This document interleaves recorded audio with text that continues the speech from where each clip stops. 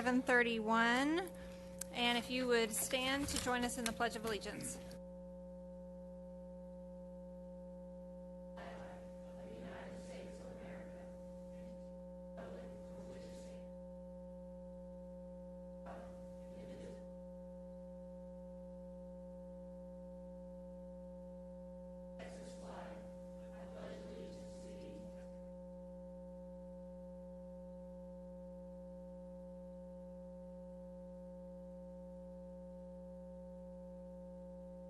Thank you all for joining us tonight, and we appreciate your patience because I know we were a little late in closed session today. We now need to consider action on items discussed in closed session. Do I have a motion for personnel recommendations? Ms. Sheffield, I make a motion to approve all personnel recommendations, including resignations, to be approved as presented by the administration. Thank you, Ms. Latham. Do I have a second? Thank you, Ms. Cox. It's a motion by Ms. Latham, a second by Ms. Cox. Any discussion? All those in favor? And that's unanimous. I now need a motion to consider our Assistant Superintendent of Schools and Student Activities. Ms. Sheffield, I move that Dr. Joseph Coburn be appointed as Assistant Superintendent of Schools and Student Activities. Thank you, Ms. Latham. Do I have a second? Thank you, Ms. Fawn. It's a motion by Ms. Latham, a second by Ms. Fawn. Any comments or questions? All those in favor? And that also is unanimous. And if we could invite Dr. Coburn up to the front, we'd like to look at you and welcome you. And congratulations. Do you have family that? I do have family here. My wife. Well, they're going to need to come up here because we're going to take a picture. I have a son who was not able to come tonight. Okay. I played back this time. Okay. Well, if y'all could come up, we'd love to take a picture of you. And if the leadership team could join them at the front.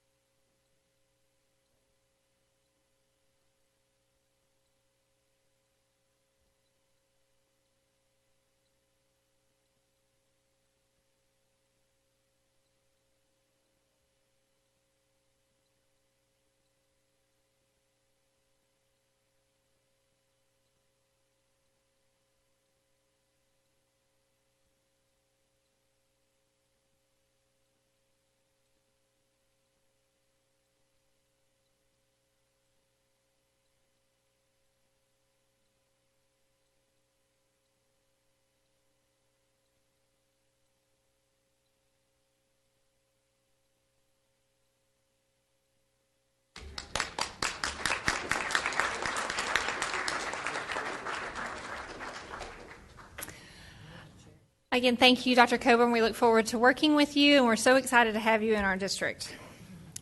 All right, next we'll move on to the recognition portion.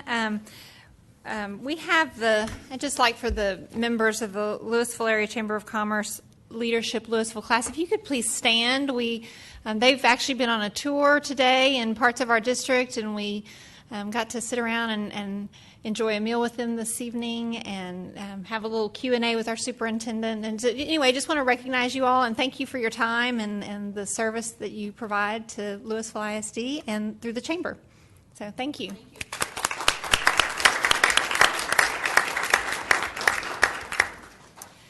All right, next on our agenda is the recognition of Coach Telanius, but he could not be here with us tonight, so we will move on to our final item.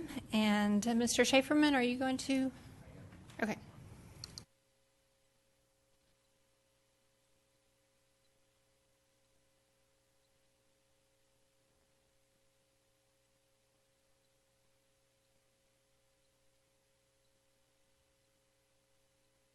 Is it on? It is. Okay. I have the honor of recognizing Marcus High School counselors, and I'll introduce you in just a second, but they received the award called CREST. It's Counselors Reinforcing Excellence for Students in Texas. It's sponsored by the Texas School Counseling Association and is awarded to school counseling programs that meet the requirements. It's a continuous improvement document that school counseling programs can use to demonstrate effective communication and a commitment to obtaining results. As they would want us to always say, is the main thing is that they care about the students at Marcus High School and LISD. And these are 6 wonderful young ladies. And this is Cheryl Ritchie, our lead counselor, Deneen Hammonds, Lindsay Biggs, Kelly Young, Kim Sarter, and Jill Adams.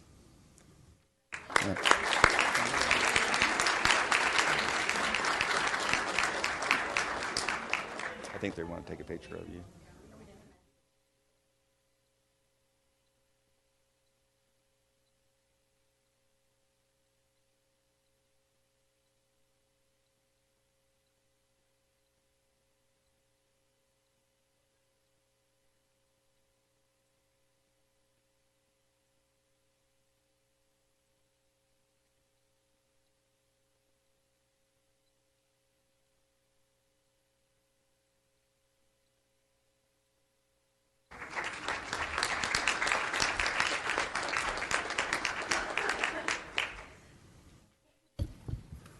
All right, next we will move into hear requests to address the board.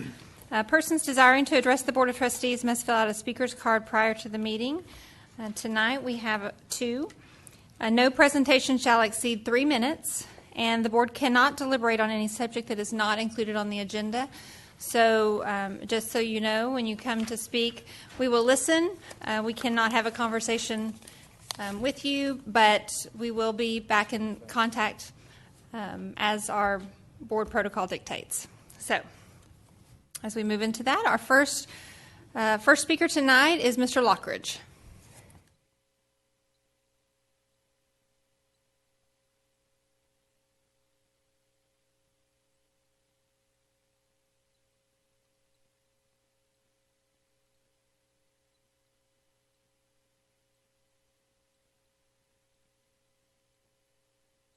Okay. I'm here today. I'm a farmer in the Metroplex. Lewisville ISD owns some land on Josie Lane. I have been running cattle on that land for approximately 8 to 10 years. It's been sold 3 or 4 times, bankruptcy, and then Lewisville bought it.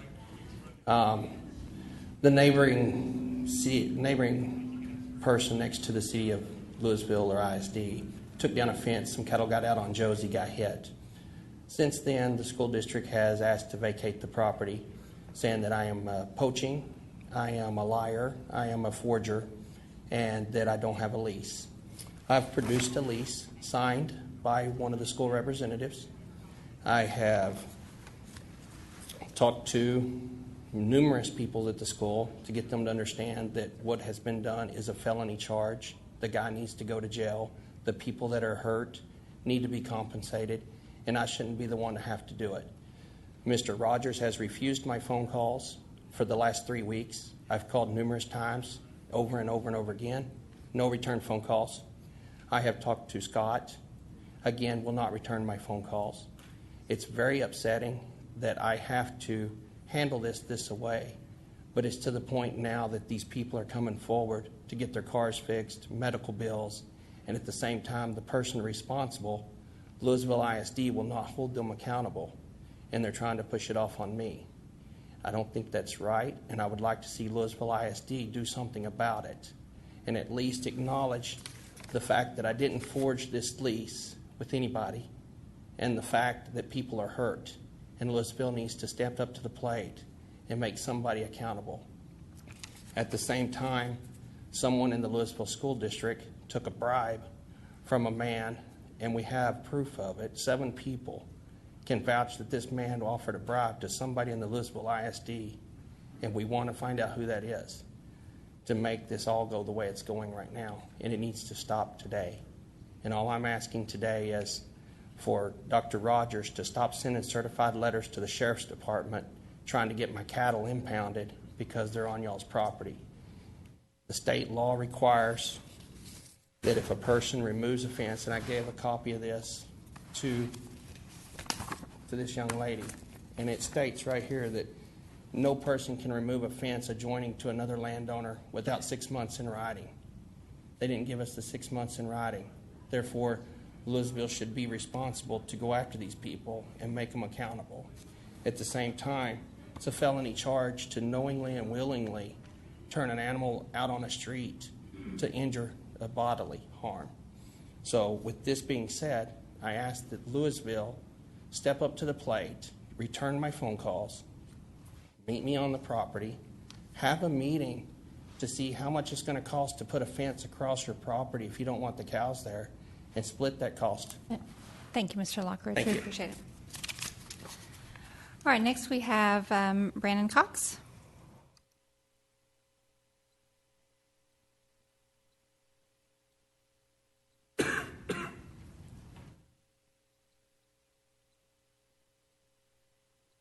Looks like the light's already red. My name is Brandon Cox, and I am honored to be here today. I'm actually speaking on behalf of the entire 30th Annual Leadership Lewisville class. It's part of the Lewisville Chamber of Commerce. Each year you have these classes based on community and leadership, and every year you're presented with creating a class project to create a legacy within the community. What we've done this year is create a mentoring program at Lewisville High School. It's a multi-layered program. What we have is a class and a curriculum that will go throughout the year. This year's kind of our beta version, so we've got a 5-month shortened version, but the classes center on some of the holes that we saw in the school system, of helping some of the kids get ready for the community and businesses after. So some of the class subjects are on how to dress, how to get a resume together, how to interview, etiquette, overcoming obstacles, some of the challenges, time management, those sort of things. So we've got experts in the community that are coming and speaking as presenters. We've got sponsorships within the community that we've helped raise funds to support the program, and we have 15 different business leaders within the community that have volunteered their time to come and mentor. So they will attend the classes with the mentees and then meet 1 to 2 more times during lunch throughout the month. So it's been a great program to, between the 3 different partners, between Lewisville High School, the Lewisville Chamber of Commerce, and Community in Schools. We've helped raise the funds, find the mentors, get the sponsorships, and the school has helped us pick a great selection of students this year to help draw interest. And Community in Schools is doing what they do best, and background checks, making sure everyone's safe, make sure we've got a good system to grade attendance, performance, evaluation, involvement, those sort of things. So thank you for allowing me to present the class project to you, and we look forward to it and it growing into an even bigger project next year. Thank you. All right, thank you.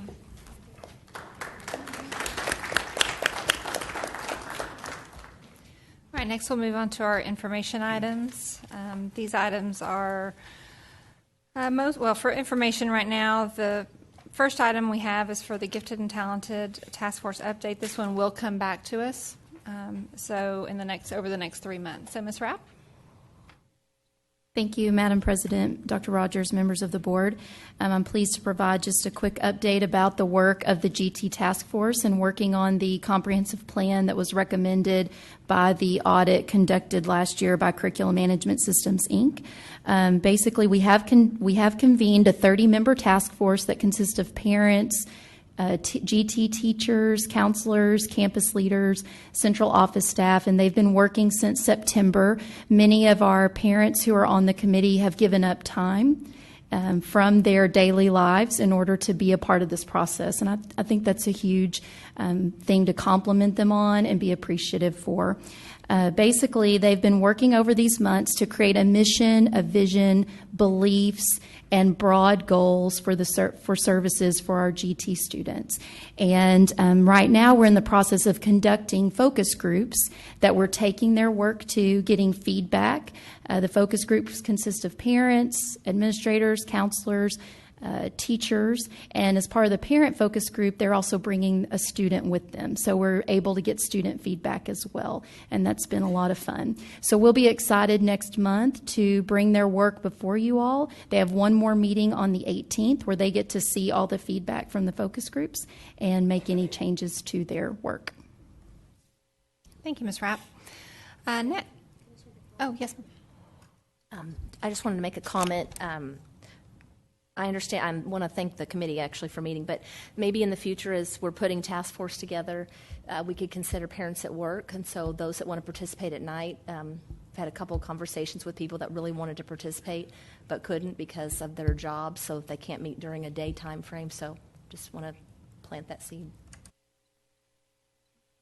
All right, next we have our communications plan. Ms. Brim?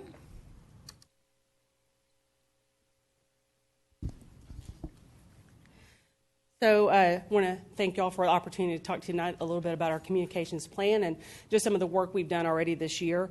First, I want to thank our communications committee, Ms. Vaughn, Ms. Timish, and Ms. Sheffield for taking the time to meet with me early on whenever I first got here, share some information and some thoughts that they had to help guide the plan, and then meeting again more recently to give feedback on the plan itself and kind of some of the work that we had done. So I think it's important to note that this plan that was submitted to you is really to get us through from when I started in the early fall through the end of this year. So that's the cycle that we're on now, but that won't be the typical cycle. We will normally do the plan during the summertime, so it will be in alignment with district goals, superintendent evaluations, superintendent goals, so that all of those pieces are in alignment. We're all moving forward kind of on the same page. And it's something that will be updated yearly. I think that's important to note. Throughout my professional career, that's always been something that our department has done, is have a communications plan that guides our work all year long. It's something that we consistently review and make sure that if there are any opportunities to tweak it and make it better throughout the year, it's a living document. It's not just something that we sit up on a shelf. We make sure that we're hitting our key points with feedback from you all, with feedback from our district administration, campus administration. So it's something that's constantly evolving. This year, really what we're trying to do is kind of establish what we want our measurable goals to be moving forward, gathering some baseline data, whether it's community engagement or our Facebook and Twitter and different social media, all those different pieces that go into making a good plan. We want to make sure we've got good baseline data, and then we can set goals moving forward for the coming years to watch our growth.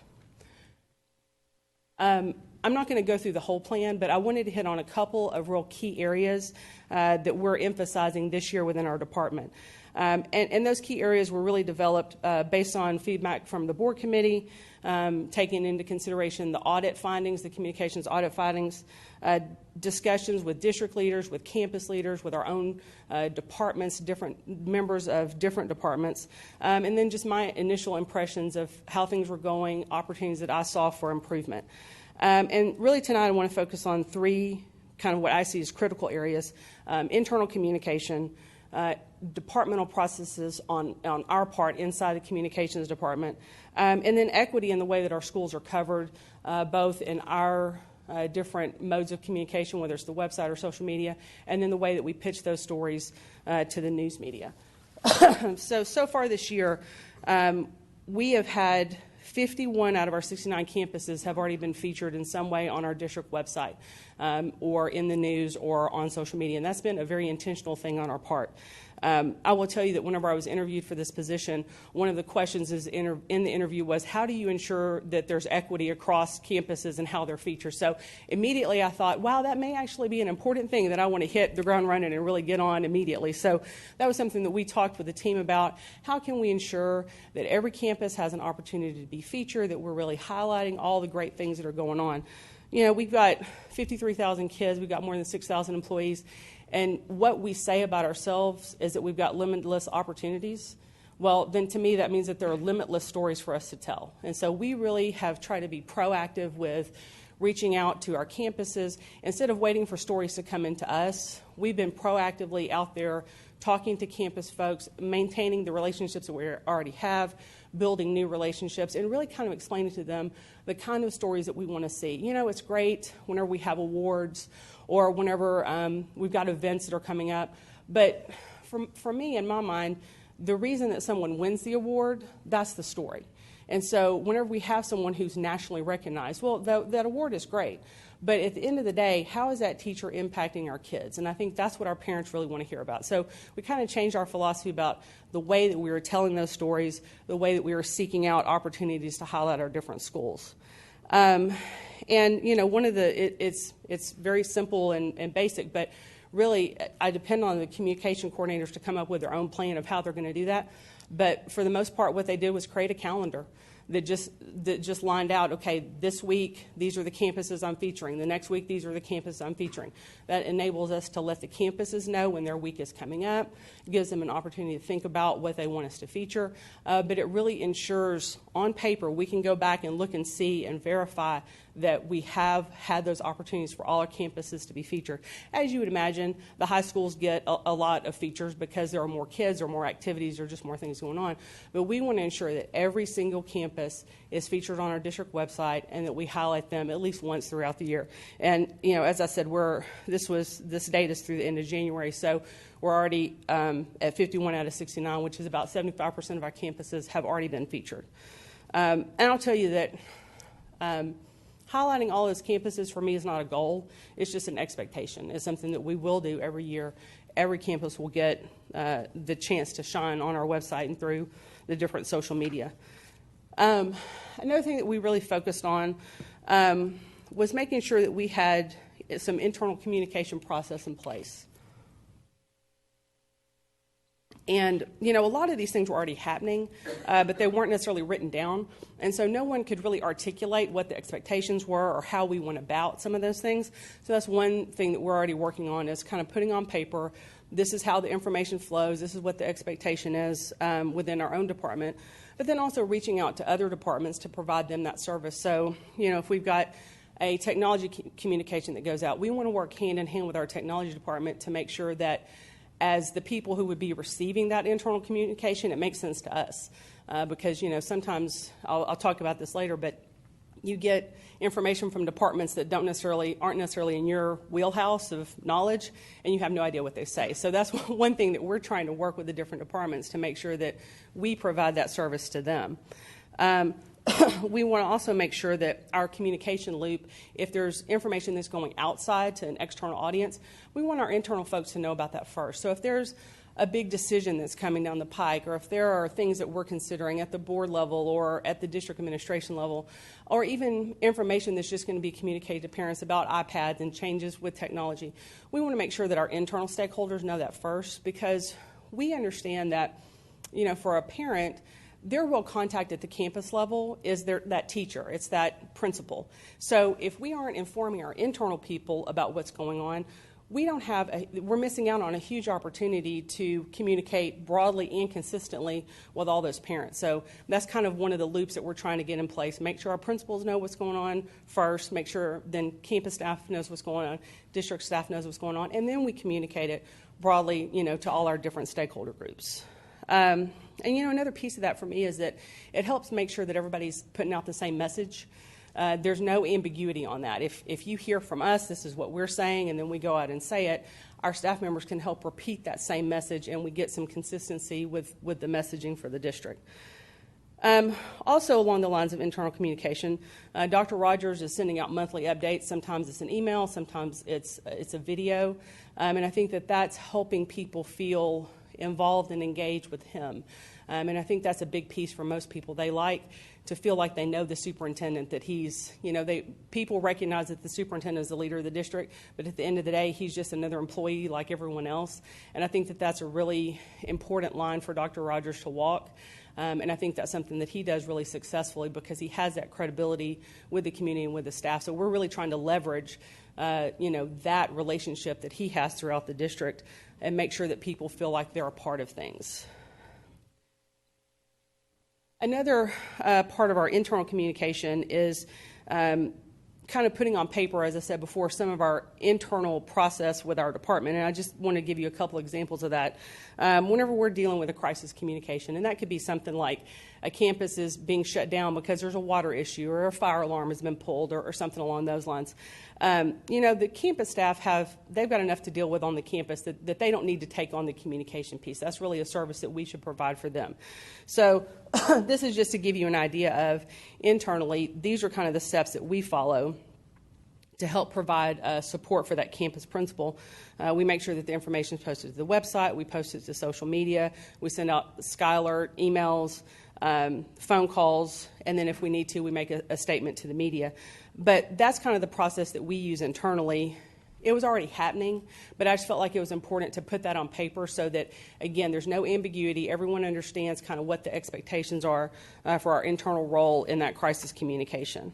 And that's just an example of how we support our campus staff so that they can do their important work dealing with kids, and we take on the rest of that. Another example of that is our inclement weather plan, and we actually talked to principals about this at one of our recent leadership meetings.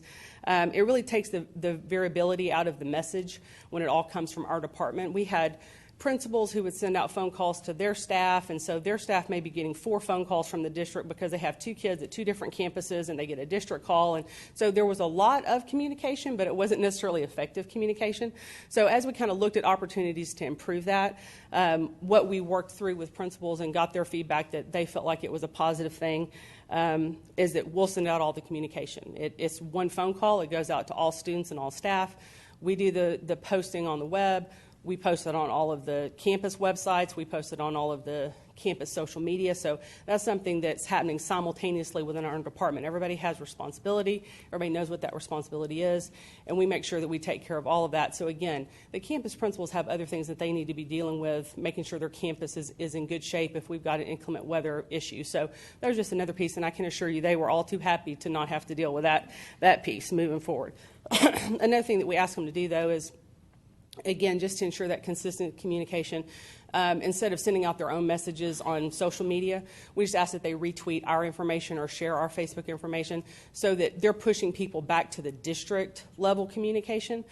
We think that helps kind of build credibility with our district level social media and website so that people view that as, okay, this is a source that we want to go to. We want to visit the district social media. We want to visit the district website for our, critical information about our schools. And, we talk a little bit about the internal communication, and I think, as I mentioned before, Dr. Rogers is a big piece of that. He is a well-known figure in the Lewisville community, internally and externally, and I think it's important for us to take advantage of those relationships from the perspective of, I think people feel like if Dr. Rogers says it, then it's the truth. And that's a pretty powerful thing to have, from your leadership position. And so as part of kind of our work, we want to make sure that we're getting him in front of internal audiences and external audiences as much as possible. And that's not necessarily, he's laughing because we make him do videos and, go out and do things that it's not his favorite, but he really is genuinely good at it. So we're going to keep making him do it. Is that him up there, the cartoon picture? Well, absolutely. Right? I mean, doesn't it look just like him? Nice teeth. Very shiny. One of the things that I would just want to go through a couple of things internally that Dr. Rogers is doing that I think have been really positive for staff. So he's going on listening tours to campuses, and basically that's just campus staff's opportunity to go through, and if they've got questions or concerns, they get to talk to the man in charge face to face. And I think that that's a really valuable, powerful thing for staff members to feel like they've got that connection with the superintendent. He has several different advisory groups that he utilizes to make sure he's getting feedback from different stakeholder groups internally. And then, of course, he does things like mentor on campuses and is involved in a lot of different campus activities, and as you all are, at the different, being seen at the different events, and we think that that's all important. And then from an external perspective, one of the things that we're doing this year, and I think it's rolled over, is coffee talks. But I wanted to hit on that for just a minute because previously those events had been invitation only in the morning time, and were really geared toward folks that campus principals had identified as important people on that campus, whether it's PTA or people who've been really involved with volunteering and things like that.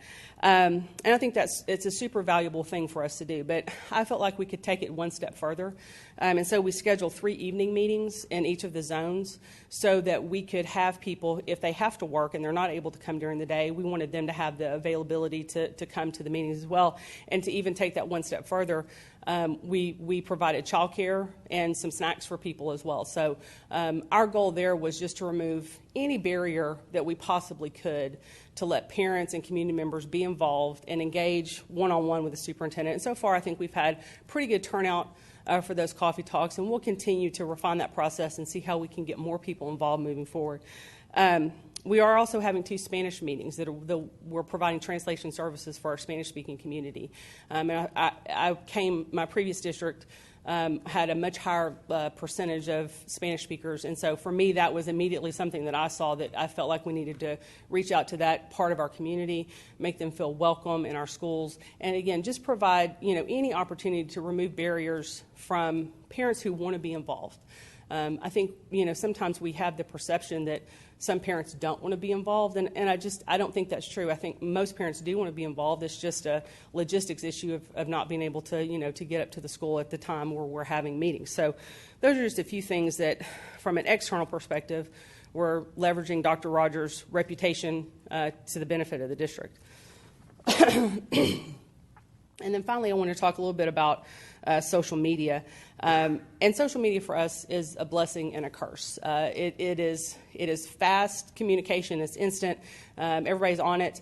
Everybody's using it. And for those exact same reasons, it sometimes is the worst thing possible for our department because you're constantly putting out fires of people saying things on social media and feeling like we need to address if there are rumors or concerns. So our real goal is to find the best way and the most appropriate way to leverage social media to the benefit of the district. And more resources are available now than ever before when it comes to communications. Whenever I started 15 years ago, you basically had a district website that you maybe updated a couple times a week. Right now, we're our own newsroom. I don't even feel like sometimes we need the news media. We appreciate their coverage, but realistically, we can reach the people that we want to reach. And whenever you look at the team that we've got and the work that they do, they're cranking out stories just like it's a daily newspaper. It is incredible the amount of information that we put out. So the real challenge, again, is determining how to really utilize that and leverage that to our advantage. And part of it is that 74%, according to the Pew research, 74% of adults who are online also use social media. And so that's a huge number. But that number even goes higher when you look at our target audience of parents that we're trying to hit in that, say, 25 to 50-year-old range. The people in those ranges are more in the 80% that are on social media. So we know that we have to be active and engaged on social media, and that's something that we're definitely working toward.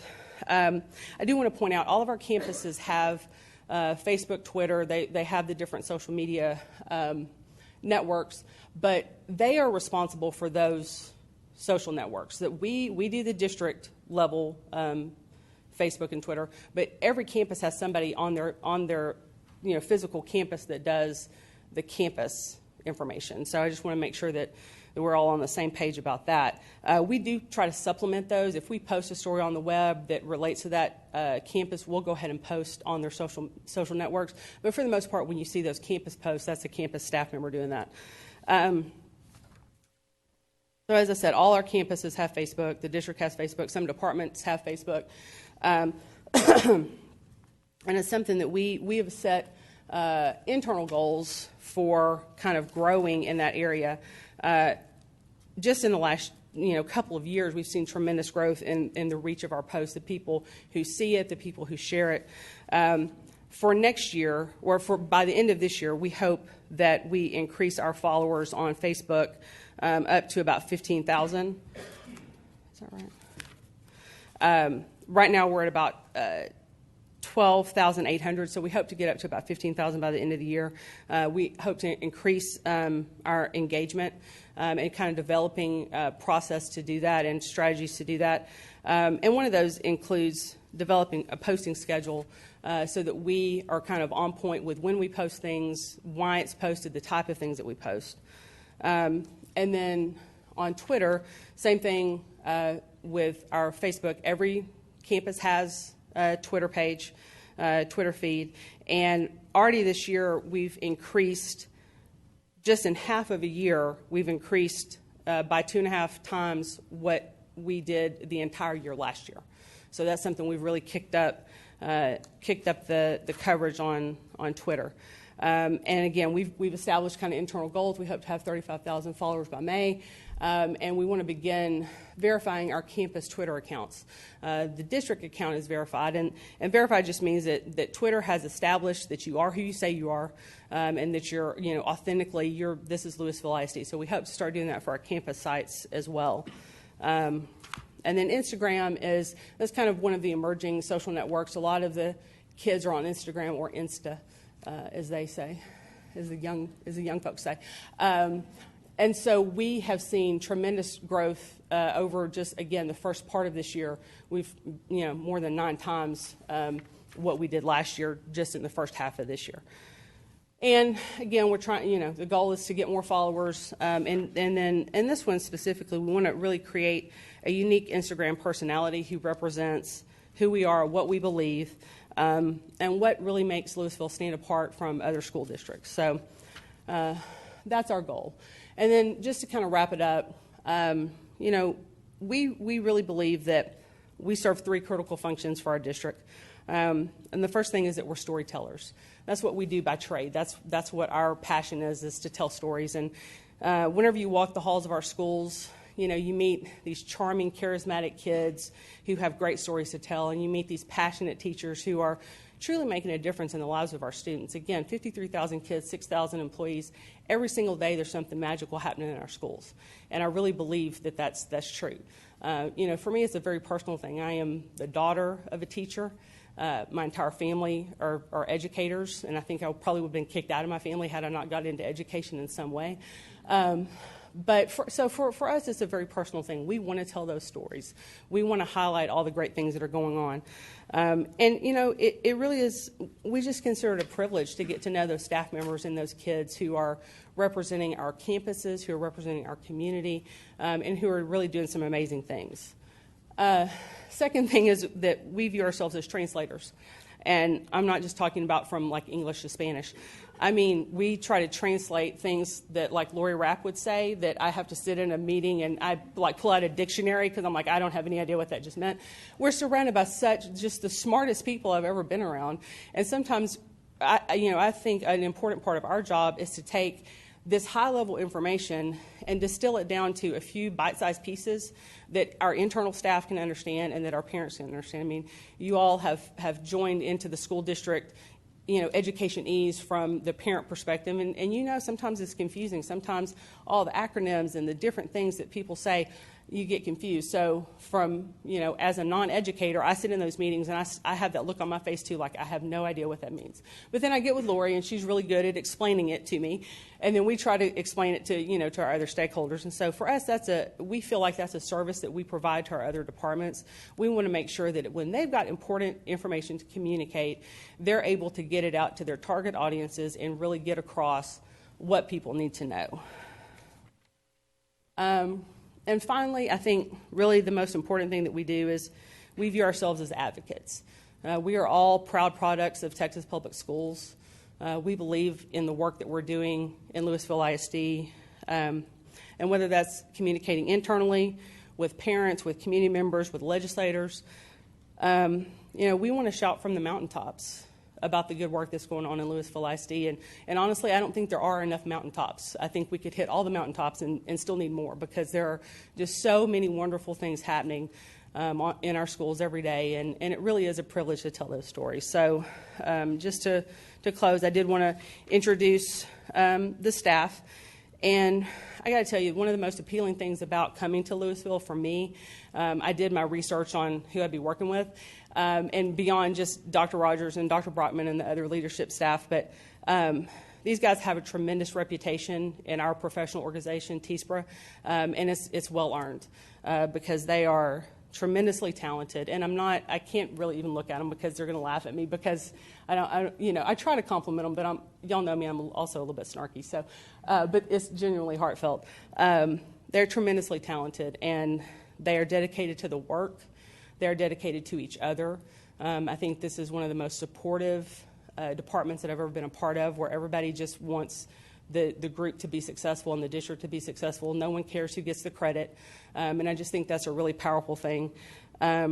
And, you know, at the end of the day, they're dedicated to Lewisville ISD, and I just appreciate their work. So we have our communication coordinators, Liz Haas, Greg Weghorst, and Samantha Fitzpatrick.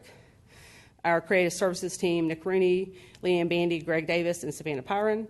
And with partnerships, Tristan Wilson. So thank you all for being here. And that's it. All right, so this is an information-only item. This will not come back. This was just really the update and the circle back from the audit. So if there are questions, we can entertain some of those. Yes, Ms. Cox?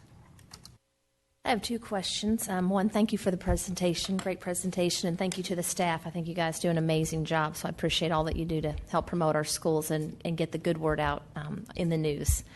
But two questions. One is I'd like to get some data to see the communications audit that we did, how we're meeting those milestones that the auditor asked us to do. So I'd like to see if the board could get a report on that to see how those milestones are being reached.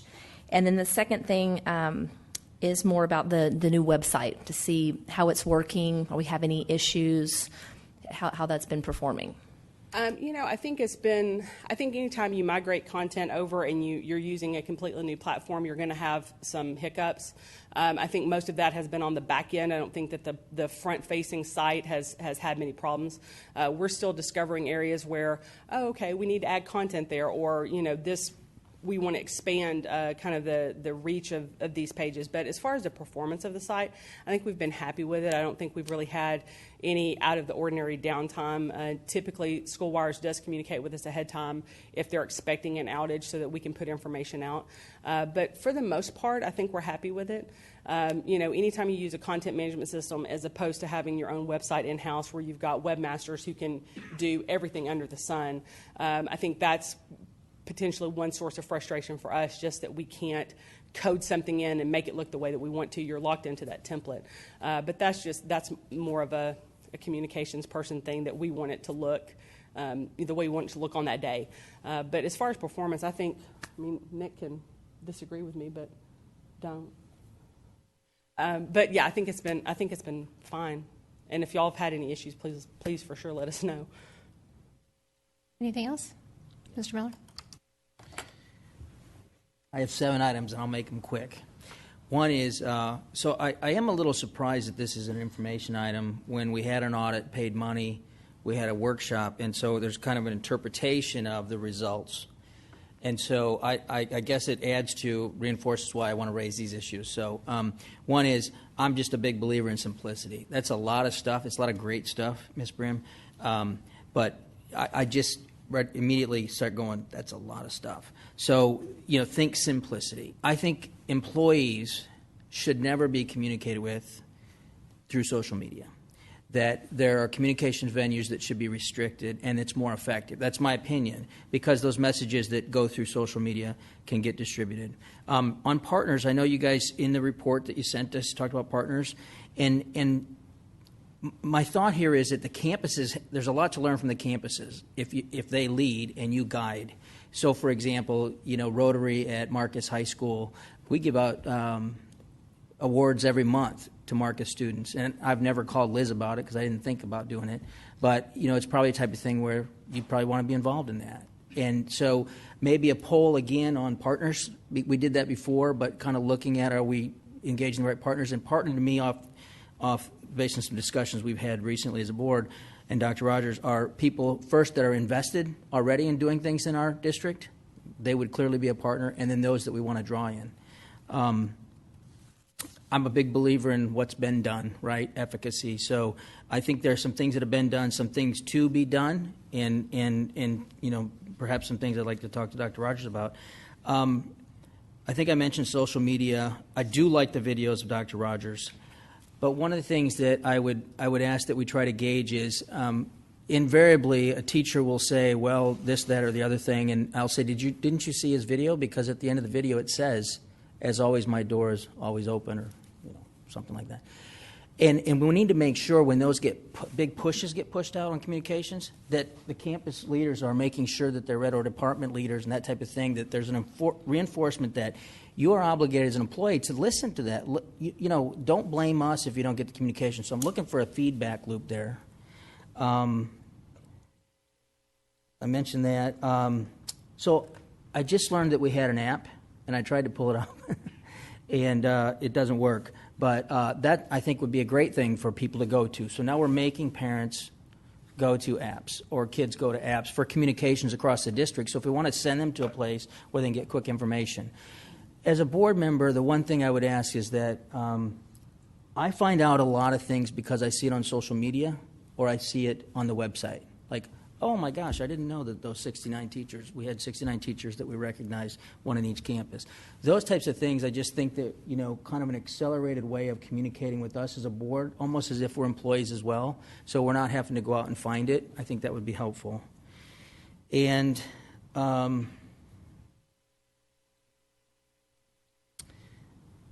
want to go back to social media. I know it's a big thing. I get nervous about over-rotating on it. So I'm not the expert, but I know how companies communicate effectively, and social media is not the way of doing it. So I just would like you to think about how we might limit that tool in some cases and then use it effectively as a more specific strategy where necessary. Thank you. Thank you. Yes, Ms. Vaughn. I'd like to respectfully disagree with Mr. Miller, so just know that that's his opinion and it's not representing the whole board. I think that I'm glad you weren't simple. I loved all that information. You're a new member of our leadership team. I think it's great to have that background, and just, you know, they, like you said, Mr. Miller, they are the experts, and we're not a business. Education is a different field, has different idiosyncrasies.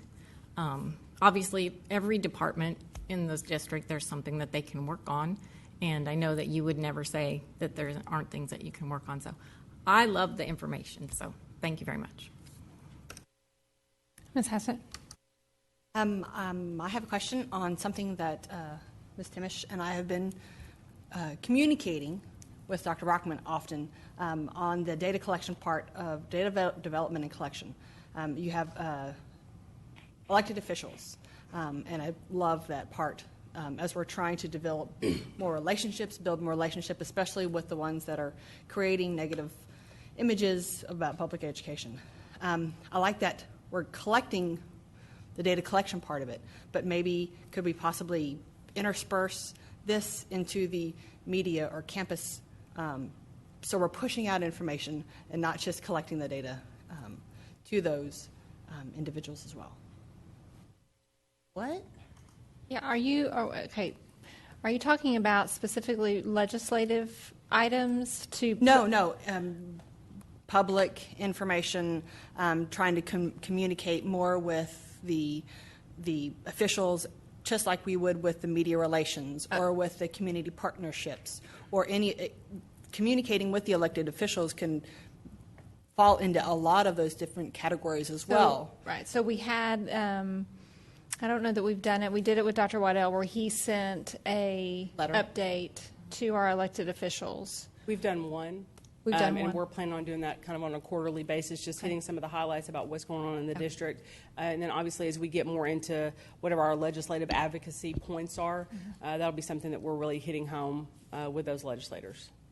And then also the campus coordination between those legislators, having them relay these good stories of the things that they're doing also to our legislators, just trying to give more of a district-wide approach to telling our good stories through all levels within the district, whether that's media or Include them in the loop. Any other comments or questions? I also want to just say thank you, because I know, and I think one important point to remember is that, you know, when we talked about it, that this is a end-of-year plan, that you're new, that it's a work in progress, and that this was meant to get us to the end of the year until really you and your team could sit and create a longer range vision. I really appreciate, I think we've streamlined a lot of things. I think that there's been a lot of positive feedback from teachers and campus staff about the communication. I think they really appreciate the internal piece of it. I think, and that was one from the communication audit that I know that we've rectified. I have one comment just about the website, and that's when you go to the organizations pages. It's kind of a double-click feature. It takes you to a Google Doc. Is that going to always be the case, or is that something we can? There are certainly, I think it would be fair to say, bugs that we are still working through. Some of that is a SchoolWire's function in the way that their website is designed. Some of that is when we migrate content and we've done it a different way on a different content management system, it does not work the same way. And so that's one of those things, though, that you don't know until you see it or someone brings it to your attention. We have not yet clicked on every link, but that's something, that we can continue to refine. And I would just ask if y'all see anything like that. There have been several things that have been brought to our attention that aren't functioning just right. And so just let us know, and we can work with SchoolWires to find a solution. I'm not saying it doesn't work right. I'm just saying it's, instead of going, organization, and I click directly to it, I'm going to that, and then I get there. So it's kind of like a double-click thing. And I guess you could maybe speak to the app, because I know you're right. We did have one, and it was no good, and we got rid of it, and that was one of the things that will be in development. So, and I know that was also linked into some of the website creation. Yeah. So. And I think that's, Nick is continuing to refine that. I think we're at a point where, because we don't currently have anything, my philosophy is that I would rather spend the time to get it right and make it really good than launch something that is not great. I just don't think that in this day and age, when we know it's going to be downloaded immediately, and we also then know that our email box is going to fill up because, hey, this isn't working right. So I think we're really just trying to do our due diligence to make sure that it's functioning properly, that we're all happy with it, that it's going to include the information that we know is important to parents before we go ahead and launch that. Okay, thank you. All right, any other comments or questions? Okay, again, thank you so much. All right, next we'll move into our discussion items. First up, we have our monthly financial report. Mr. Ball. Thank you, Madam President. We do have the monthly financial statements that have been provided to the board. And, the format that they're in, we have the general fund, the Child Nutrition Fund, and the Debt Service Fund are all presented, and these are as of December 31. I think what I would say about the general fund is about what we would expect at this time of year. You can see that we have a fairly large variance in our local revenues over what's budgeted. That's because the due date, of course, for the ad valorem taxes is January 31, and so we get a large portion of the tax collections in December, and we get the remainder of them typically, or at least a heavy collection season during the month of January. And then the expenditures, I think, are on track for what we would expect at this time of year. If you look at the Child Nutrition Fund, I think the Child Nutrition Fund is on track also to do what we budgeted. And you may recall that we're budgeting an excess of expenses over revenues of about $1.7 million in the Child Nutrition Fund, and that's what was budgeted, and that's fairly consistent with last year, and that trend really started the year before, and I think the reason for that is not that there's any cause for alarm in the Child Nutrition Fund. It's that I think the decision was made 3 or 4 years ago to be fairly aggressive in allocating expenses from the general fund to the Child Nutrition Fund, and I think we're at a point where we're going to need to reevaluate that position. And so just wanted to call the board's attention to that. Certainly no cause for alarm there, but there is reason to start looking at possibly a different course of action there. And so over the next couple of board meetings, we'll have really 3 items to deal with on the Child Nutrition Fund as we look at future budget development for that fund. One is what do we do about the position we've had in terms of how we're charging things from the general fund to the Child Nutrition Fund. We also will have the USDA has a meal price calculator tool that we have to use in order to determine what the meal prices should be for the coming year. And then we also have the contract renewal with Aramark before us. And so those three items, I think, as we move forward, we'll have more information at the next meeting, and then I think the following meeting we'll be asking the board to take action, I think, at least on the contract renewal. And so those are kind of some things I think of note about the Child Nutrition Fund financial statements. And the remainder of the statements, I think, are what we would expect to see this time of year. Yeah, Ms. Latham? Won't we send the contract for food service out for bid?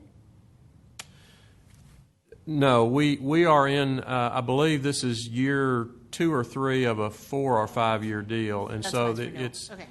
it's just a renewal, and the TDA regulations, the Texas Department of Agriculture regulations, require that we have that in their hands by April 30th. So my thinking is that we would ask the board to take action on that at the April meeting.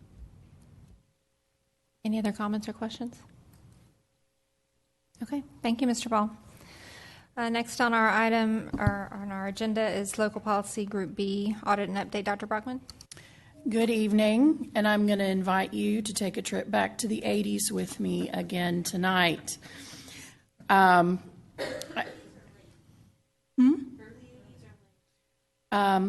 Mid to late 80s. Tonight, again, I am bringing forward some policy revision recommendations stemming from the audit. The B group is what I've brought as a discussion item tonight. It has been reviewed by the Board Policy Committee. This particular set of policies does include one that was triggered by TASB Update 103 that Mr. Bonner will talk about. So just to hit a couple of the highlights, BBB Local on elections. Our election schedule was out of date, so it was merely updating that. BDB Local on internal committees. We made some recommended revisions there to provide some additional flexibility for our internal board committees. BED Local on public participation in board meetings. This is one dating back from 1988, later 80s. And interestingly enough, not everything from the 80s in policy is out of date. This one really is still pretty true to what we do, but the proposed language revision just offers a little more flexibility in how we do things so that it's longer lasting. BKA Local, this is a fun one from the early 1980s. This dates back to when policy manuals were only available in paper form because there was no such thing as a school website or policy online. At that time, it was required that an organization chart be placed in the policy manual. Since that time, the staff organization has become one of the superintendent's required duties under state law. We no longer rely on a paper policy manual, and frankly, there's no reason for an org chart for the district to be in policy itself. So that is being recommended for deletion altogether. BQA and BQB have to do with our district and campus level planning and decision-making process. At the district level, it's lovingly referred to as the DLT. On the campus level, it's referred to as the BLT. No, you're not getting a sandwich with that meeting.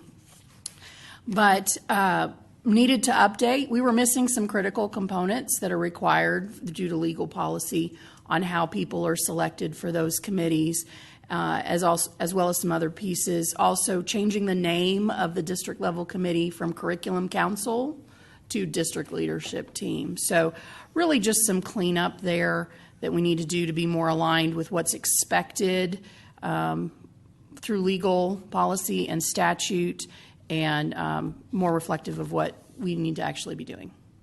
So, Mr. Bonner. Thank you, Dr. Brockman. The last policy which came in as part of Update 103 is BF Local, and it's the policy which governs board policies and your interaction therein. And essentially, just real quickly, 4 brief items of clarification. One, when local policy comes out, need to read it with legal policy, obviously.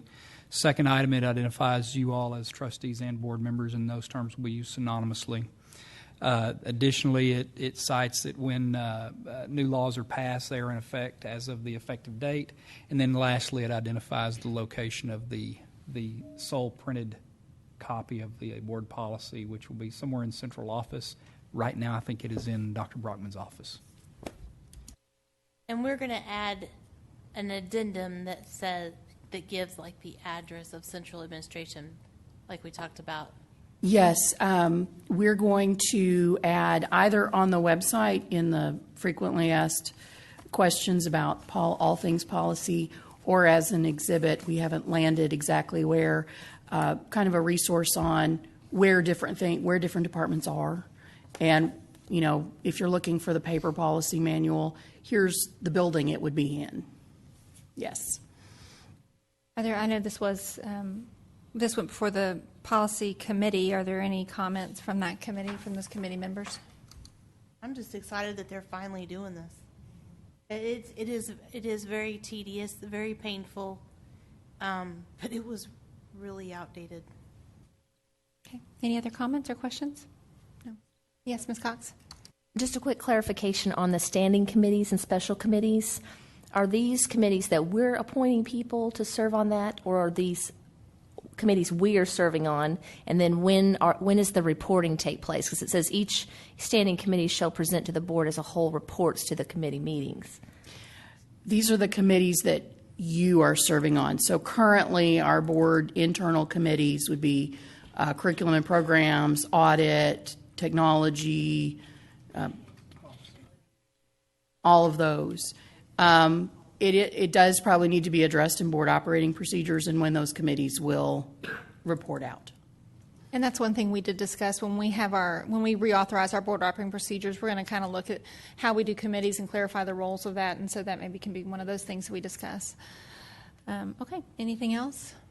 All right, thank you, Dr. Brockman and Mr. Bonner. All right, moving on into our action items. So, Mr. Ball, if we could receive the report from the financial advisor firm. Thank you, Madam President. While Mr. Martin makes his way to the podium, and this is, by the way, John Martin with Hilltop Securities, we're loading a PowerPoint over there that he has, but I would like to take the opportunity to talk a little bit about the value of continuity in the work that Mr. Martin has done for the district. He's been, up to now, his relationship with the district has been through Southwest Securities, and I won't steal his thunder by talking about what's happened, but Southwest Securities has been acquired, I guess would be the word to say, by Hilltop Securities.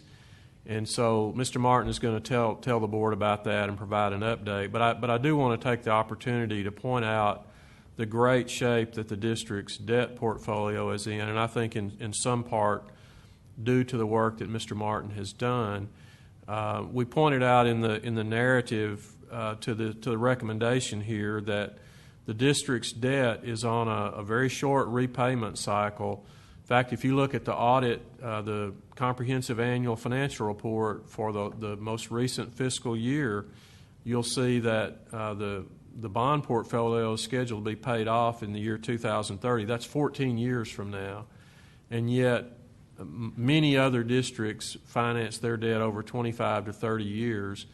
And so while we have a portfolio with a life of somewhere in the neighborhood of 14 years remaining on it, we also have a tax rate for our debt service portion of the tax rate that's very comparable to many of our peer districts, even while we're on such a short payback period. And I think the work that Mr. Martin has done over the years is in some regard responsible for that. So with that said, I'll turn it over to John Martin with Hilltop Securities, and he will give the board an update, and then we'll ask the board to authorize a new contract with his firm. Thank you, Mr. Ball. John Martin with Hilltop Securities. Still getting that to roll off the tongue a little bit. We provided a brief presentation, and Mr. Ball said make it brief or you're going to get the hook. So, so we've provided some information here. Hilltop Securities was created as a result of a acquisition by Hilltop Holdings. Hilltop Holdings primary, they're a financial services holding company. Their primary subsidiary right now is Plains Capital Bank. So we are sister companies with Plains Capital Bank. You might recognize on our logo, Mo the Buffalo there. And so there, in everything that Hilltop has, Mo the Buffalo appears.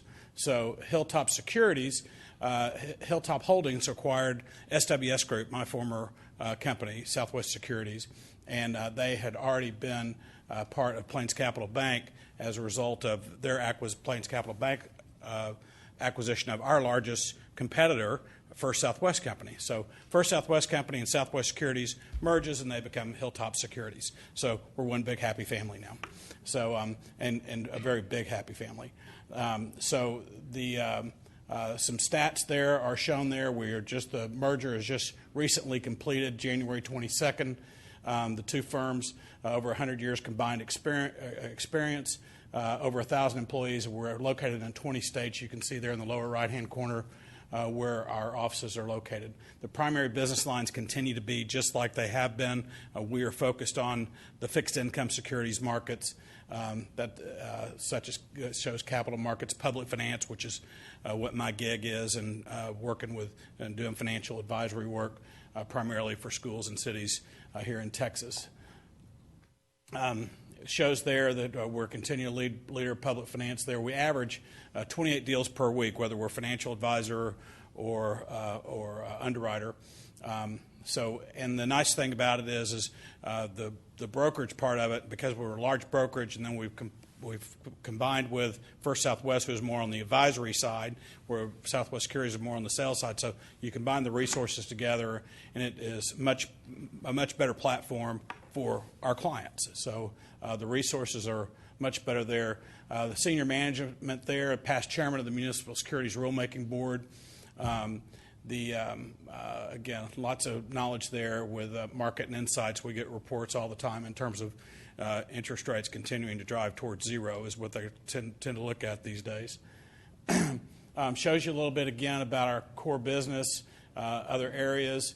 You can see some of these things like continuing disclosure. That's one thing I was just talking to some of the finance staff about, that we help oversee those types of things that are all in that we have to do. And we think we have state transparency deals, and we have federal transparency laws too. And part of that is annual filings have to be updated that we help you all with. Investment pools, asset management, investment management, arbitrage rebate, in terms of watching to make sure that your tax-exempt bonds don't become taxable, so that we're following the rules and that sort of thing.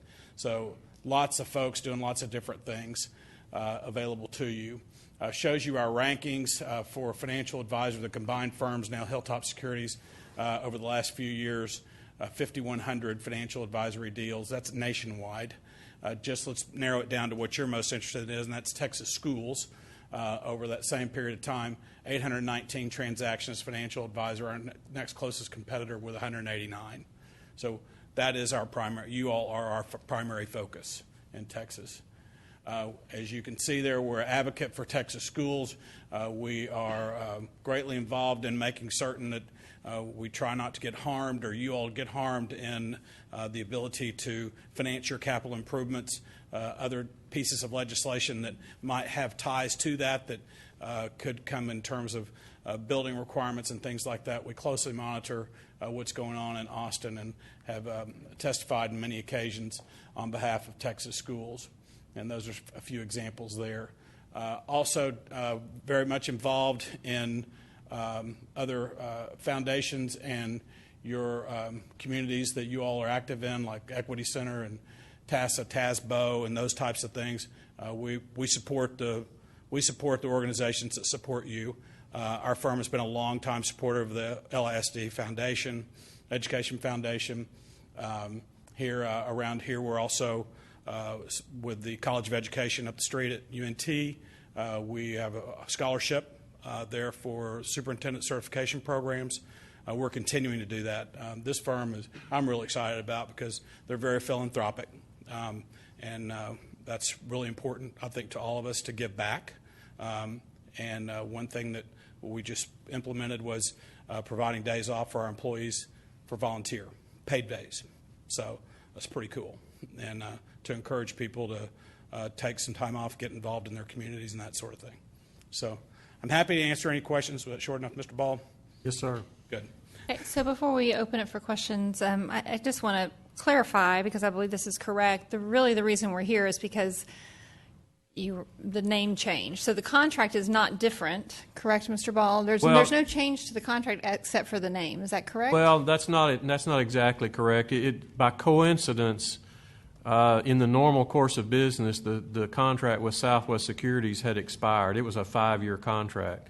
And just coincidentally, at the same time, I believe this acquisition was effective sometime in mid-January. Is that correct? January 22nd, okay. Yes, sir. And so we would have been at this point with a renewal for Southwest Securities had that not taken place. The difference in this proposed contract and the contract with Southwest Securities is actually the fees are a little bit less than what had been the fees with Southwest Securities. And so other than that, by and large, the contract is the same. Thank you. Are there any comments or questions? Mr. Miller? Mr. Martin, thank you. First of all, let me say I appreciate, I think we all do, the way that you all invest back into our education foundation and in the broader community that creates talent for us to hire and an opportunity for your people to come serve in our district. So appreciate that, as always. And maybe this question is for Mr. Ball. So looking at the fee schedules here and doing some calculations, I mean, we're really not spending much money at this point, right? Are we selling bonds?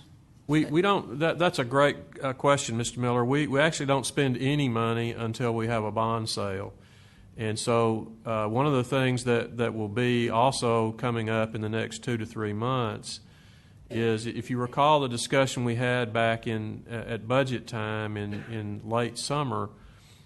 We talked about the refunding opportunity that we knew was going to be available in the spring, and so we're even already looking at numbers on that. And so whenever we, hopefully the board will approve a refunding or refinancing of some debt so that we can lower the debt payments. And each time there's a transaction like that, that's how the financial advisor firm is compensated. And also our underwriting team is compensated at that through that same transaction. So their compensation is transaction based.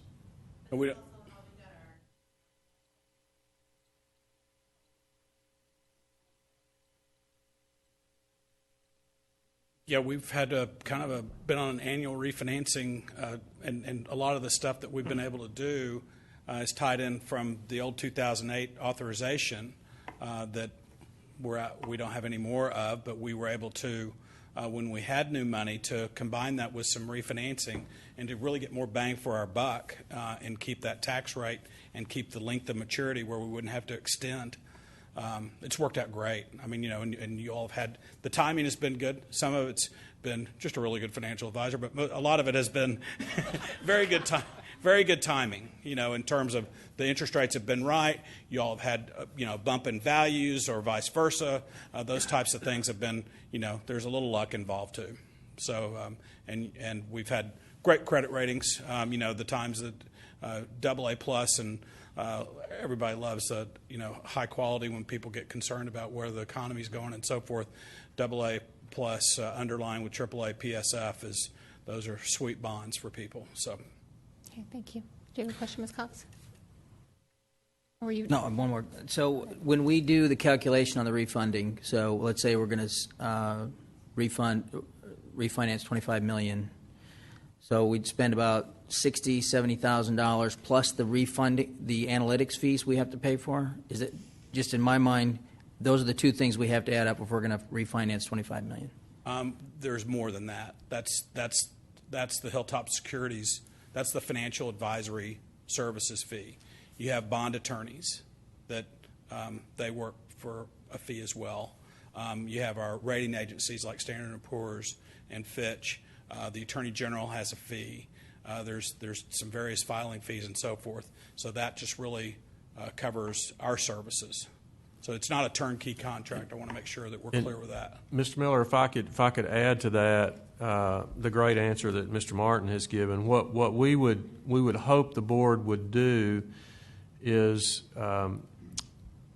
set some parameters and delegate to the superintendent or myself or both the authority to execute a transaction that meets those parameters.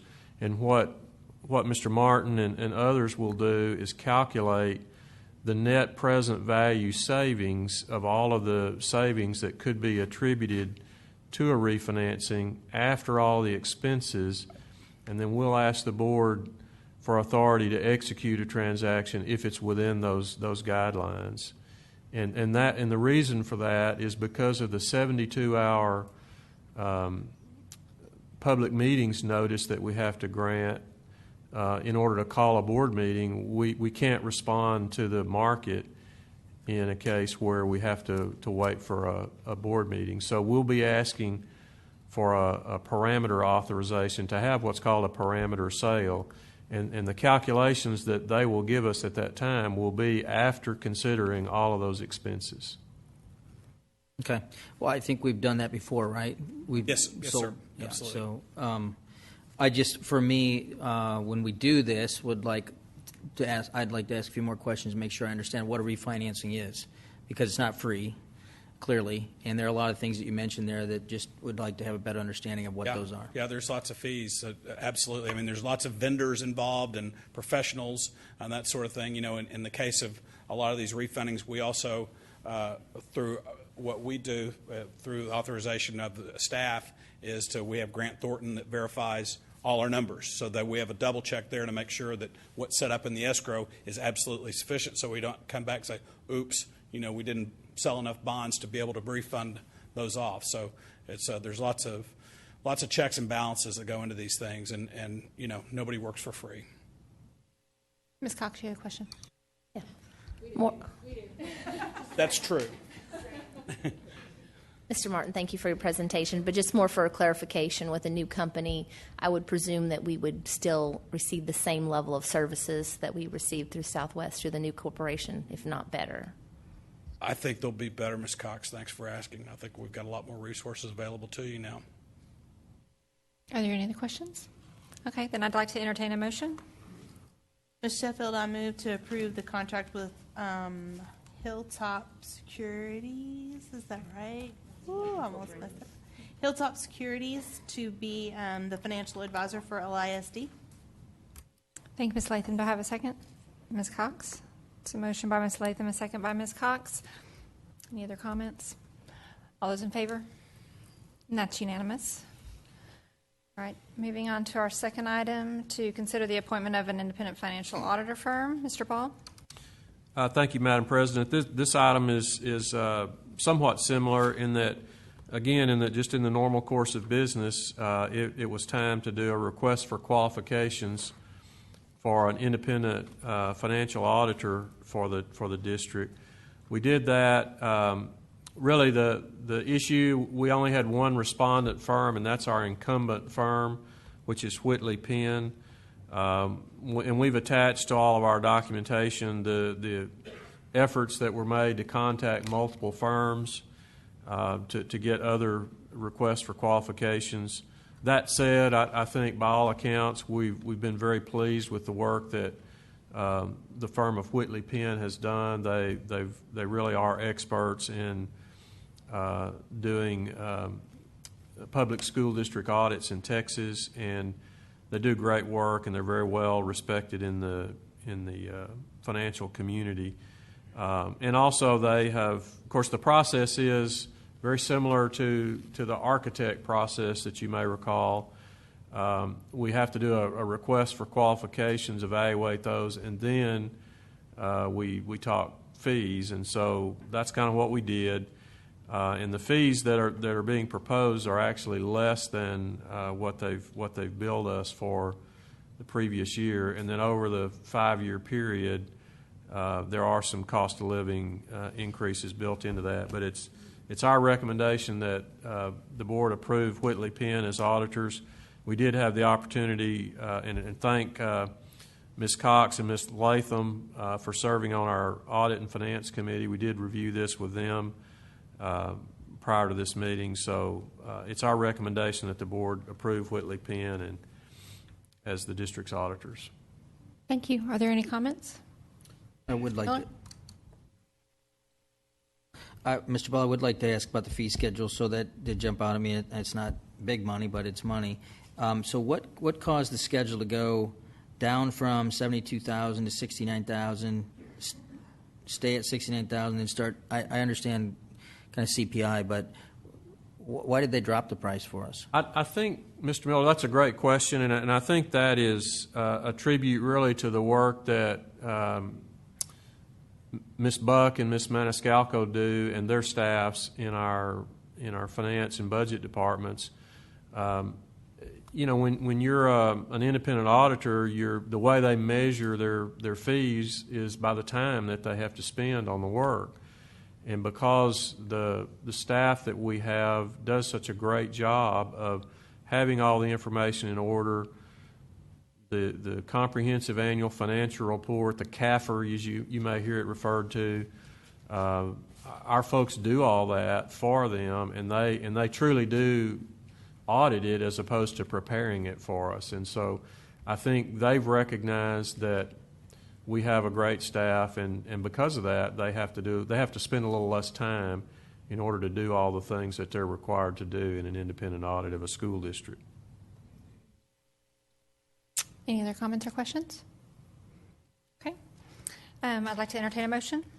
Ms. Sheffield, I make a motion to approve Whitley Penn as the external auditor firm for our independent financial audit. Thank you, for Ms. next year. Thank you, Ms. Latham. Do I have a second?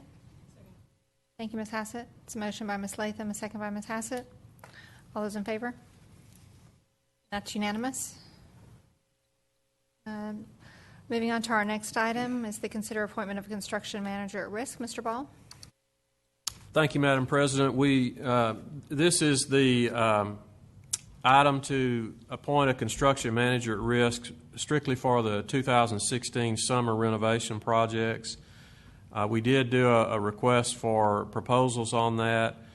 We got a number of responses, and we actually interviewed 3 different firms. We interviewed the 3 firms that had the lowest proposals that we felt like were actually capable of doing the work. And we have attached to our information the tabulation of the cost of those 3 firms, Balfour Beatty, Imperial Construction, and Joris General Contractors. And Joris, as you may recall, is the contractor who did the summer projects in summer of 2015, last summer. And they were the low total cost proposal based on the assumptions that we were using. And we interviewed them, we interviewed Balfour Beatty, and we interviewed Imperial Construction also. You also have attached in your documentation the evaluation sheets that were used in the committee. And so we had our construction staff, purchasing folks, facility services folks, and myself were involved in those interviews and evaluating those firms. And so Joris was the low cost proposal, and they've done a great job, I think, by all accounts, on the work that they did in summer of 2015. So it's our recommendation that Joris General Contractors be awarded the construction manager at risk role for the 2016 summer renovations. Thank you, Mr. Ball. Are there questions? Mr. Miller? Mr. Ball, can you remind me, the summer projects are around $6 million, roughly? I believe they're in the $8 million neighborhood. We were, for our assumptions in this comparison, we were using $11 million as our estimated budget. So it's about 9.5% that'll go to the general contractor for. I don't know that I've done that calculation, but if you have, I wouldn't disagree with you on it. And that sounds in the ballpark. Okay. Does that sound about right? Yes.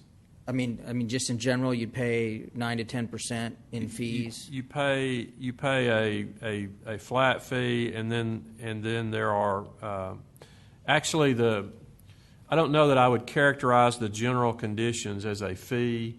That's actually a cost of being on site. That includes things like their construction trailer and their dumpster and just a cost of doing business on the site as opposed to a fee. But we do evaluate that because that's part of the contract it's a real cost to the district, but I don't know that I would necessarily characterize that as a fee. So it's a cost that we evaluate. And you can see they differ significantly from firm to firm. So some of them must have a much nicer construction trailer than others. We could probably loan them some portables. Thank you. Any other questions? Ms. Latham, do you have a question? Oh, okay, no. All right, then I entertain a motion. Ms. Sheffield, I move to approve Joris. Is that right? I believe so. Joris? As the construction manager at risk for the 2016 summer renovations. Thank you, Ms. Latham. Do I have a second? Thank you, Mr. Miller. It's a motion by Ms. Latham, a second by Mr. Miller. All those in favor?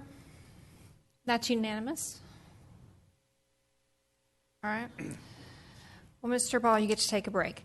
Thank you. We're moving on to our next item is to consider the approval of an inclement weather resolution. Mr. Bonner? Yes, ma'am. Thank you. The item before you is a proactive measure in the event we have inclement weather this year. We've passed similar items in 2011 and 2015 after the fact. We hope this does not predict any inclement weather moving forward, but in the event it does, and we don't have waiver days, this protects our hourly employees' salary. In the event we have those days and there is not a waiver, without this resolution, those employees would not be paid for those days that we're out. This proposal would serve the district's best interest with regard to morale and safety, et cetera. There's also a clause in this item which would allow facility staff to come on during the inclement weather for safety reasons to ensure that our schools were safe for staff and community and employees and students. Okay, thank you. Are there any questions for Mr. Bonner? Ms. Hassett? I just want to express my appreciation for removing the whereases today. I know that's a little, you removed it today, and I'm greatly appreciative. I'd like to highlight the great work of Jeff Crownover, and I'll let him know your thanks. Any other questions?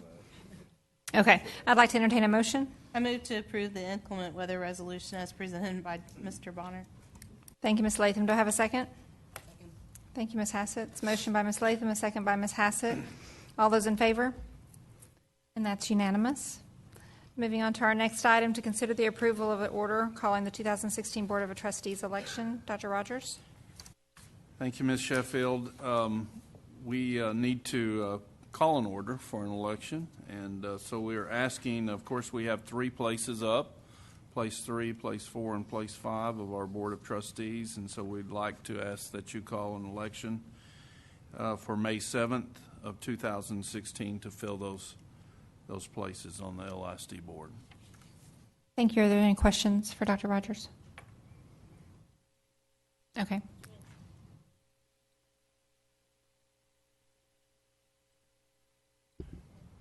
Also, I would just clarify that next month we'll bring to you the 2 contracts for Tarrant County and Denton County for the, Which will also include the voting locations? That's correct. Yes. Okay. All right. All right. So if there are no other questions, or if there are no questions, then I'd like to entertain a motion. Ms. Sheffield, make a motion to approve the order calling the 2016 Board of Trustees election to elect trustees for place 3, 4, and 5. Thank you, Ms. Latham. Do I have a second? Thank you, Ms. Vaughn. Oh, would you add the date? I'd like to amend my motion to include the date of the election to be May 7th, 2016. Thank you, Ms. Latham. Okay, Ms. Vaughn. All right, we have a motion by Ms. Latham, a second by Ms. Vaughn. All those in favor? And that's unanimous. All right, and our next item is local policies A and G groups. Dr. Brockman? These were the two groups of policies we brought you last month as a discussion item. Most are brought from the audit work, but two of them are due to Update 103. That would be GKA local and GRA local, driven by the Update 103, the rest driven by the audit. Are there any questions? No. Okay, I'd like to entertain a motion. Ms. Sheffield, I make a motion to approve the updates to local board policy A through G section? A and G. Oh, A and G. Oh, you're right. A and G policies as presented by Dr. Brockman. That's a motion by Ms. Latham. Do I have a second? Thank you, Ms. Cox. So that's a motion by Ms. Latham, a second by Ms. Cox. All those in favor? That is unanimous.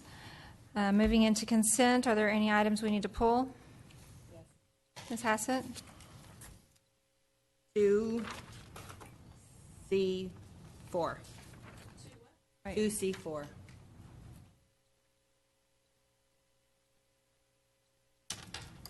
Are there any others? Okay, if I could have a motion to approve all but 2C4. So moved. Thank you, Ms. Latham. Do I have a second? Thank you, Ms. Cox. That's a motion by Ms. Latham, a second by Ms. Cox. Any questions or discussions? Okay, all those in favor? That's unanimous. Ms. Hassett, would you like to make a motion? After much. Okay. Okay, let's, we want to look at item 2C4, which is the renewal of CSP 239615, furniture and ESP, so like Coppell ISD. Ms. Hassett, did you have a question or comment regarding that one?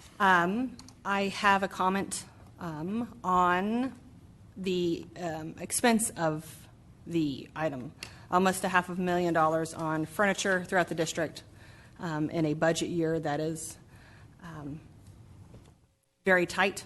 I have a great concern on, I know the district often has issues that they need tables repaired and new furniture, but it would make me very nervous to approve something that we could possibly repair for a year and spend this money, $500,000 on more wisely and then upcoming year.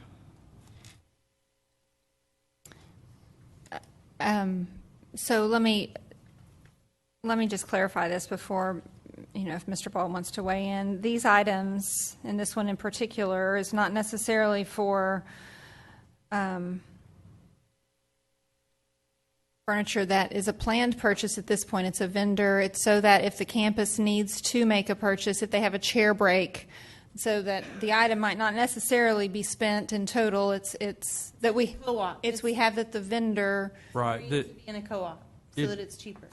Well, I think this is a good opportunity to talk about what we're doing when we present a competitive seal proposal to the board for consideration. By law, our procurement process, because we're such a large district, most everything that we purchase has to be through some sort of a competitive process based on the Texas Education Code. And our purchasing folks do a great job of keeping us in compliance with that. And so what we're faced with here is, because of the magnitude of the district, and as Ms. Hassett has pointed out, we have a $450 million or so a year budget in the general fund. And because we're so large, as furniture breaks or we need a new cafeteria table, so forth, across the district, it just adds up to an amount that's such that we have to follow these procurement rules in order to do anything. So if we don't have a bid in place, then we're forced to go to the state co-ops and others who might have higher prices on some of these items. And much of the furniture that we have now is of a type that's really not designed like in the old days when you'd send it off every summer and get it refinished and repaired. It's, when it breaks, it's many times it's just not feasible to repair it, and we don't have the facilities really, and we could certainly invest in that, but I think we'd have to compare those costs with the cost of the furniture. And we did take the opportunity today to analyze what this money has been spent on, and it's fairly evenly distributed across the district. In looking at this $447,000 that's been spent in the last 12 months across the district for furniture, about $101,000 of it was for cafeteria tables and chairs. And just as a matter of order of magnitude information, the typical cafeteria table and chairs costs about $1,100 to $1,200 a copy.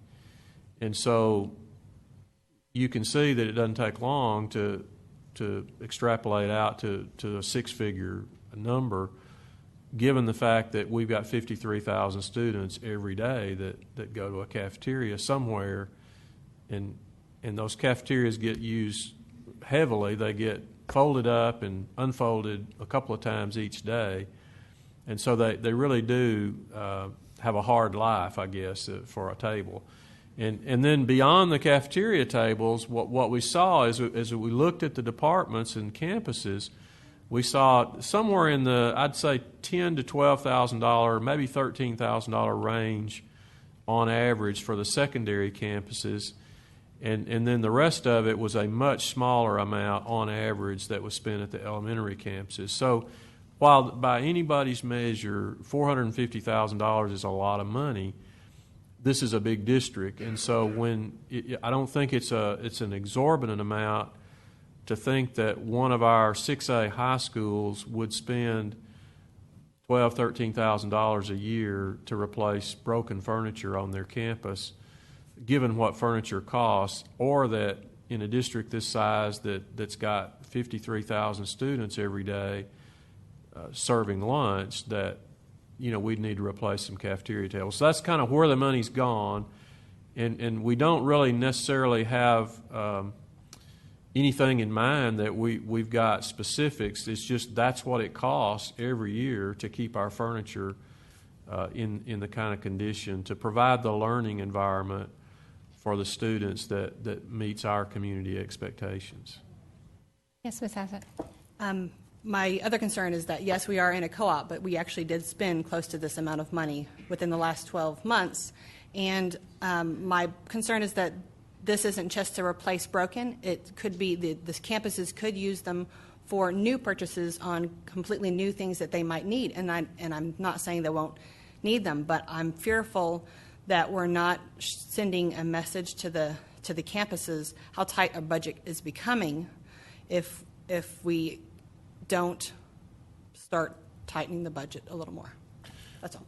And that's a great point, Ms. Hassett. And I think it's important to point out that this action does not adopt the budget for furniture. The budget that the board will adopt to provide the staff with authority to spend money for the 16-17 fiscal year, the board will start that process in the next month or two, and we'll be talking about that probably for the next 4 to 5 months, culminating in August with a recommendation to the board to adopt the 16-17 budget.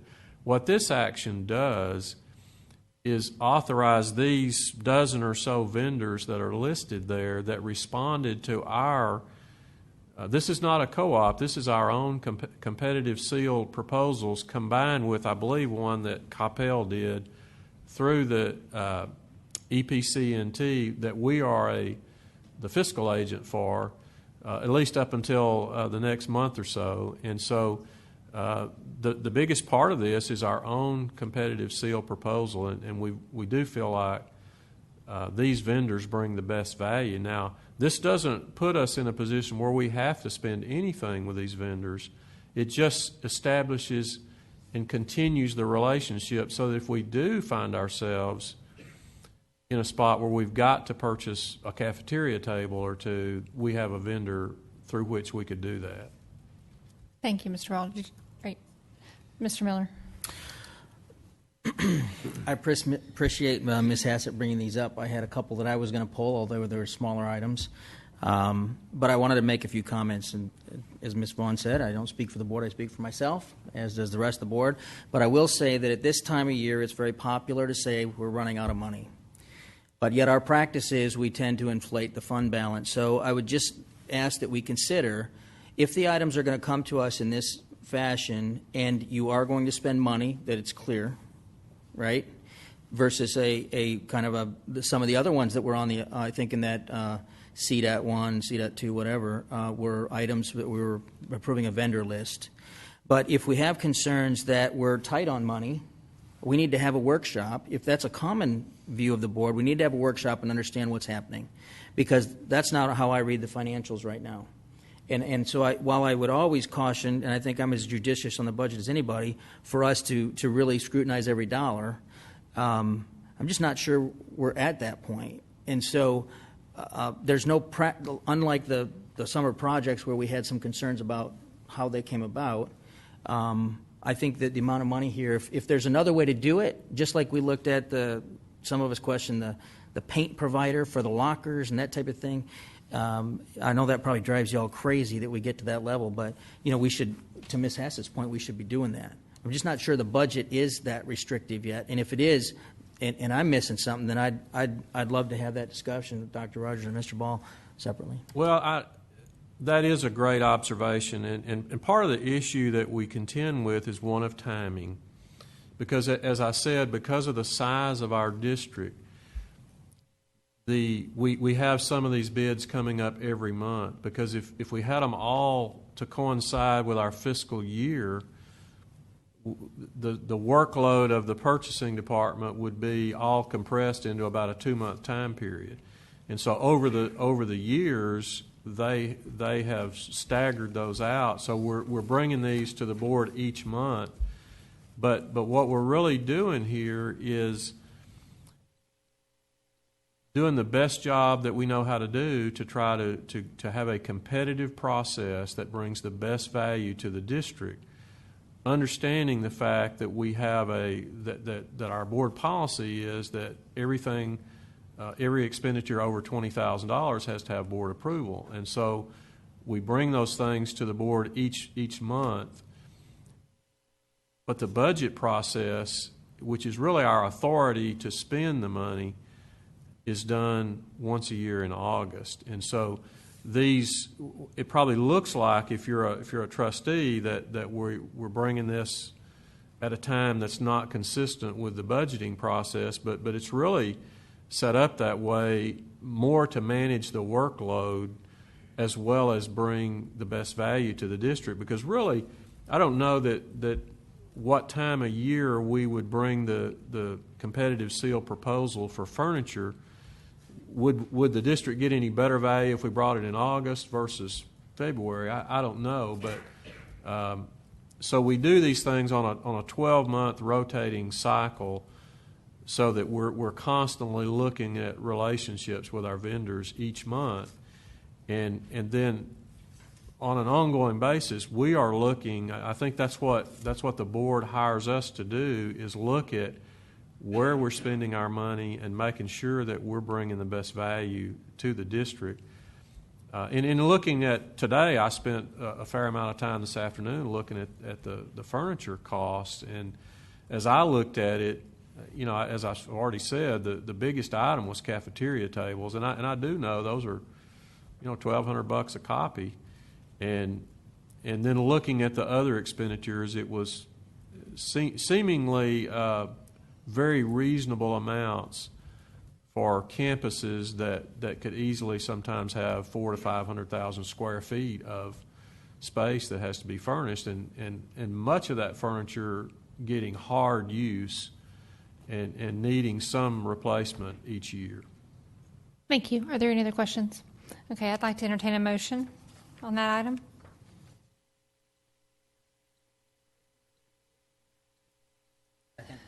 Thank you, Ms. Latham. That's a second by Mr. Miller. She doesn't have to. Yes, she does. She doesn't. All right, all those in favor? And that's Ms. Vaughn and Ms. Timish and Ms. Sheffield and Mr. Miller and Ms. Cox and Ms. Latham. All those opposed? And that's Ms. Hassett. And if there is no further business, this meeting is adjourned, and the time is now 9:15.